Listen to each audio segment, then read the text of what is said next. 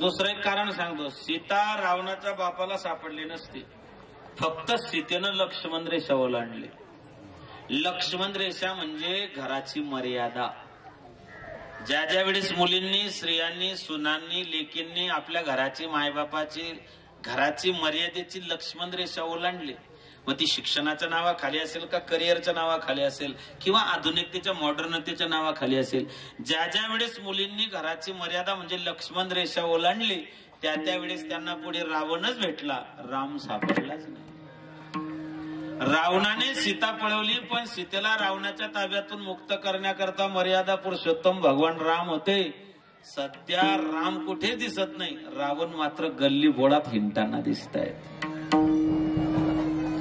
कल जुग बैठा मार कुंडली जाऊं तो मैं कहां जाऊं, अब हर घर में रावण बैठा, इतने राम कहां से राम, इतने राम कहां. एवढे राम आणायचे कुठून? लोक म्हणतात महाराज आम्ही 15 वर्षापासून राम राम राम राम राम राम करतोय, फायदा का बरं होत नाही? अरे म्हटलं राम म्हणता रामाचे व्हायचे, पदी बसून पदवी घ्यायचे. तू म्हणतो भले माणसा फायदा होत नाही, काहीतरी प्रॉब्लेम असेल. काय प्रॉब्लेम आहे? एकच आहे, सध्या लोक नाव रामाचं घेताय आणि काम रावणाचं करताय. मुमे राम करणी कथनी वेगळी झाली. हरिमुखी म्हणा कडव्याची पेंडी चोरा. जिने विठ्ठल मात्रा घ्यावी त्याने पथ्य सांभाळावे. कारण औषध फुकाचं आहे पण पथ्य लाखाचं आहे. पथ्य चुकलं की त्याचे साईड इफेक्ट झाल्याशिवाय राहत नाही. मग काही मर्यादा आहे. असो, रावणानं सीतेला पळवलं. मध्यंतरीच्या कालखंडात बरेच घडामोडी झाल्या, आपल्याला सगळ्यांना माहिती आहे. मी एक तुकडी दक्षिण दिशेला समुद्राच्या काठी गेली. त्याच्यात 4 तरुण होते, एक म्हातारं होतं जामवंत. संपातीने पता बताया, सीता को रावण ले गया, सागर कूद गए हनुमान, पतित पावन सीताराम.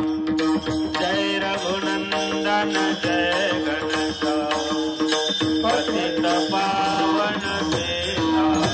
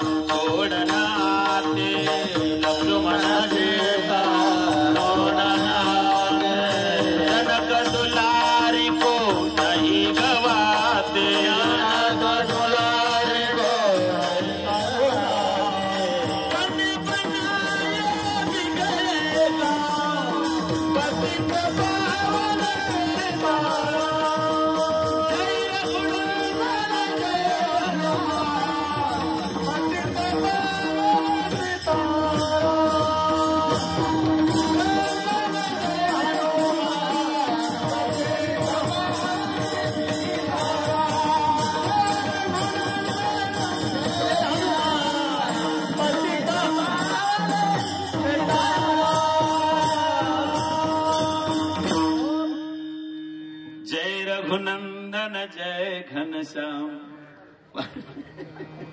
ते हनुमान म्हटल्या एवढेच हसवायला. असं ते हनुमान बी पाहिजे, मुख्य पात्रच इथे रामायणातलं.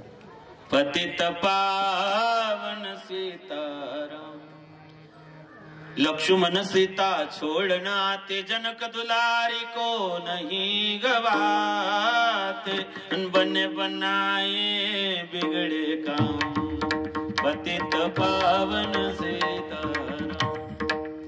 संपाती ने पता बताया, सीता को लावन दे गया, सागर कूद गए हनुमान, पतित पावन सीताराम. मारुतीच्या जवळ सगळे आले. तसं आधी मीटिंग घेतली त्यांनी. अध्यक्ष होता अंगद. देखो उस पार मैया सीता, इस पार हम लोग के बीच में समुद्र है. आप में से कौन है जो इस पार समुद्र को लंघ कर उस पार जा सकता है? नलो भरेला मैं जा सकता हूँ. कितनी दूर? 20 योजन नीचे बैठो. नड़ो भरेला कितनी दूर? 40 योजन नीचे बैठो. या अंगदाने त्या जामवंताला विचारलं की जामवान जी आप कितनी दूर जा सकते हो? त्याने सांगितलं बेटो मैं बूढ़ा हो चुका हूं. मग त्या जामवंतानं या अंगदाला विचारलं की अंगद तू कितनी दूर जा सकता है? अंगदाने सांगितलं मैं इस पार से उस पार जा सकता हूं लेकिन उस पार से इस पार नहीं आ सकता. तो क्या मरने जा रहा वहां नीचे बैठ. नाहीच खाले. कोण जाईल? जाणारा दगडावर बसलेला होता. श्रीराम जय राम जय जय राम. सगळे मारुतीच्या जवळ गेले. मनोजवम मारुती तुल्य वेगम जितेंद्रिय बुद्धिमता अमृत मातात्मज मानरितम श्रीरामदूतम श्रीराम अंजनीच्या स्वतः मारुतीरायाचं चिंतन केलं आणि मग सागर कुद गए हनुमान. मध्ये अनेक अर्थ गेले. जाऊ द्या. मला काय सांगायचंय, पलीकडे भगवती जानकी आहे, अलीकडे राम आहे आणि मध्ये 100 योजन समुद्र आहे. याचा अर्थ असा आहे मारुती जीव आहे, सीता भक्ती आहे आणि भगवान राम ईश्वर आहे. भक्ती आणि ईश्वर याच्यामध्ये तो 100 योजन समुद्र आहे. जो हा समुद्र तरुण पलीकडे जाईल त्याला सीतारूपी भक्ती भेटेल. ज्याला भक्ती भेटली त्याच्यावर रामाची कृपा होईल. म्हणून तो समुद्र तरुण जाणं गरजेचं आहे. मारुतीराया ते तरुण गेले म्हणून तुकोबाराय सांगतात काय भक्तीच्या त्या वाटा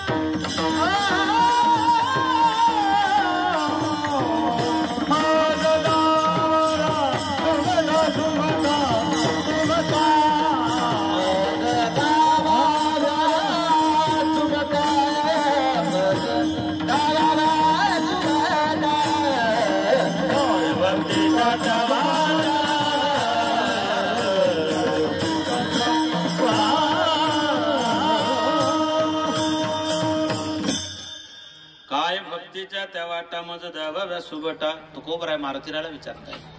मारुतीराया सागर तरुण गेले. तरावया पार भव सिंधू ज्याने सीता शुद्धी केली. राम सीता भेटवली ऐसा मारुती उपकारी तुका लोळे चरणावरी. म्हणून क्षणोक्षणी हाची करावा विचार. तरावया पार भव सिंधू. महाराज तुम्ही सांगता प्रत्येक क्षणाला हा विचार करा. प्रत्येक क्षणाला का? महाराज म्हणता हे नासक आहे अभंगाच्या नाशिवंत